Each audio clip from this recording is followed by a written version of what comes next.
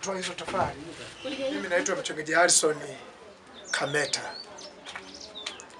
Huyu mama mwathirika ni shangazi yangu, kwa maana kwamba dada yake na baba yangu.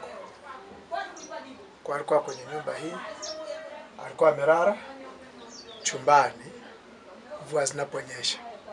Sasa mvua inapoezua bati, upepo mkali, ndio hizo kama mnavyoona tofali hizo zimemwangukia mwilini.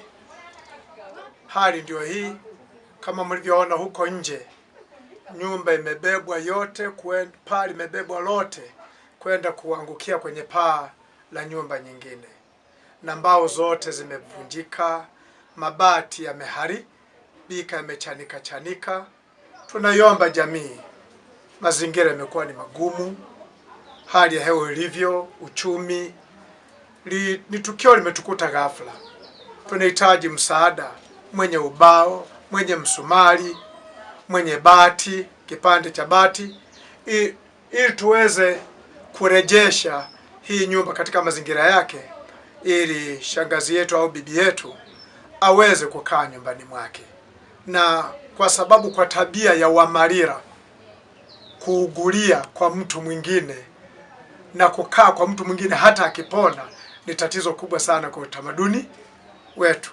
Kwa hiyo naomba viongozi wetu wa chama na serikali, mheshimiwa mbunge wetu kwa moyo wake wa ukarimu, mheshimiwa meya wa halmashauri ya mji mdogo wa halmashauri ya Mbeya DC, ambaye pia ndiye diwani wetu wa kata hii, ndugu yetu Aida Haule, na mheshimiwa sana mbunge wetu Patali Shida wa Patali. Tunaona moyo wenu mlivyo katika kuguswa kwa matukio kama hayo, na viongozi wengine na watu wengine wote katika jamii yetu na Watanzania mahali popote mlipo. Tunahitaji msaada wenu kwa matukio ya maafa haya ambayo yameweza kutupata.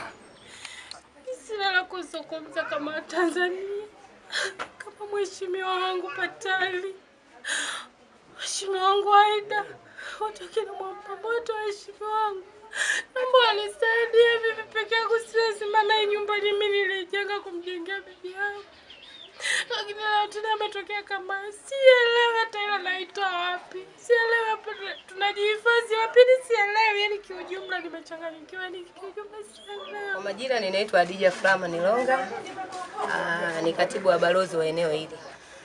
Mvua hii ilikuwa majira ya saa 9. Imekuja kwa fujo sana. Kwa hiyo tulipokuwa tumekaa ndani tukashangaa mshtuko mkubwa. Nilipokuwa nimekaa mle ndani, mjukuu huyu bibi akawa amekuja pale ndani, akapiga hodi, akaingia. Akasema hivi, bwana samahani, mwenzio bibi kule nyumba imeangukiwa, ameumia kwa kweli. Ameumia kwa kweli. Kwa hiyo tuna changamoto hiyo, nyumba yake imeharibika. Kama mnavyoona hiyo bati yake limeenda limetua juu ya nyumba yangu. Kwa hiyo mimi mwenyewe huko ndani nimeathirika. Na maana huko ndani kama vyumba viwili vyote bati lilivyotua nyumba imezama.